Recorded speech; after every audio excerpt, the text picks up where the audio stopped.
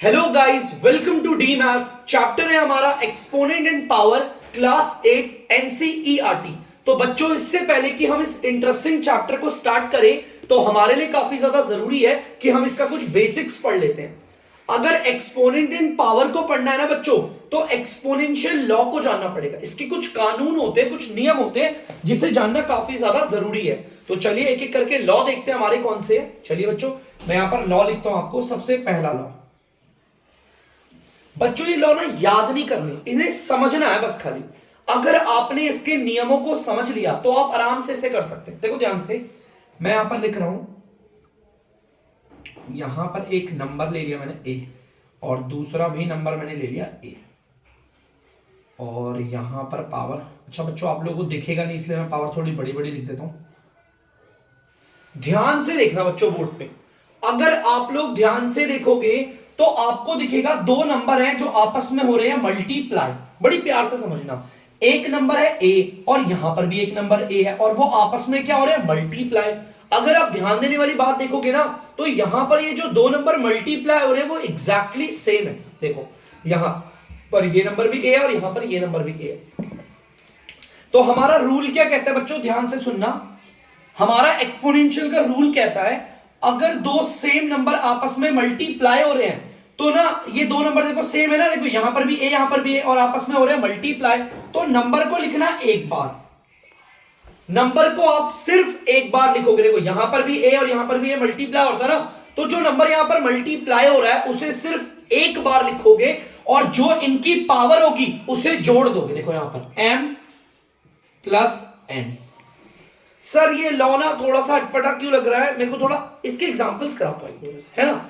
Let suppose ये मेरा यहां पर 5 है, ठीक है बच्चों, और यहां पर भी 5 है, ठीक है, और यहां पर कुछ भी ले लेते हैं, और यहां पर ये लेते हैं, ठीक है, यहां पर ले लेते हैं 4। लो सिंपल।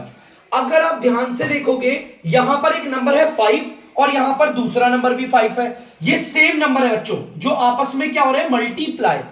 हमने अपने लॉ में क्या पढ़ा है? अगर सेम नंबर हमारे मल्टीप्लाई होते हैं तो हम क्या करते हैं? नंबर को लिखते हैं एक बार। देखो लॉ क्या कह रहा है? नंबर को एक बार लिखो और पावर को क्या कर देते हैं? प्लस। सेम मैं यहां पर भी एक करूंगा। यहां पर देखो 5 और यहां पर 5, यहां पर ये मल्टीप्लाई हो रहा है, सेम है ना, मल्टीप्लाई हो रहा है, तो मैंने नंबर को एक बार लिखा है, और ये जो इनकी पावर है ना बच्चों, इन पावर को मैं यहां पर प्लस कर दूंगा।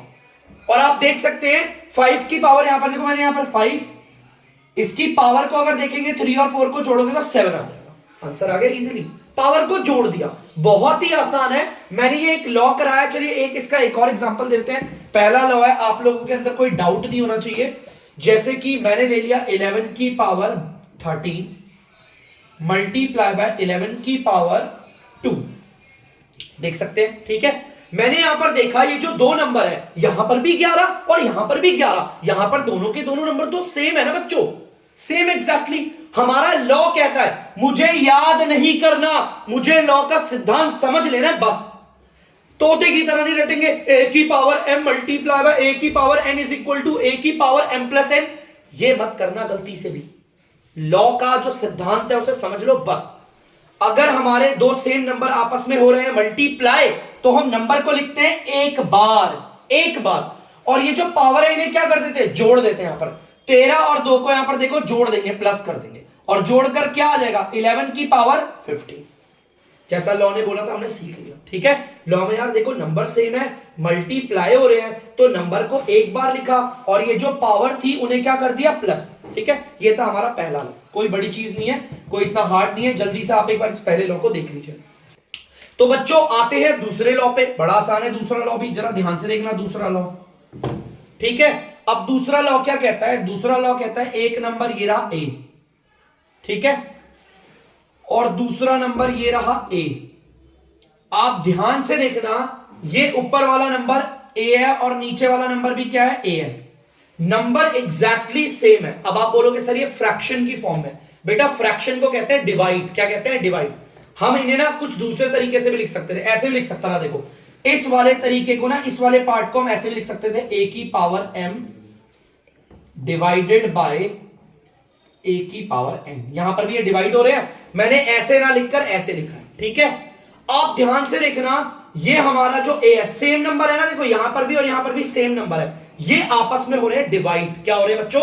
डिवाइड। जैसे कि देखो 2/3, मतलब 2 और 3 आपस में डिवाइड हो रहे हैं। 3/4, 3 और 4 आपस में डिवाइड हो रहे हैं। 4/9, 4 और 9 आपस में क्या हो रहा है? डिवाइड हो रहे हैं। उसी तरह यहां पर ऊपर a की पावर m है और नीचे a की पावर n है। पावर छोड़ो, सेम है ना डिवाइड जो हो रहा है। हमारे जो नंबर डिवाइड हो रहे हैं वो सेम है।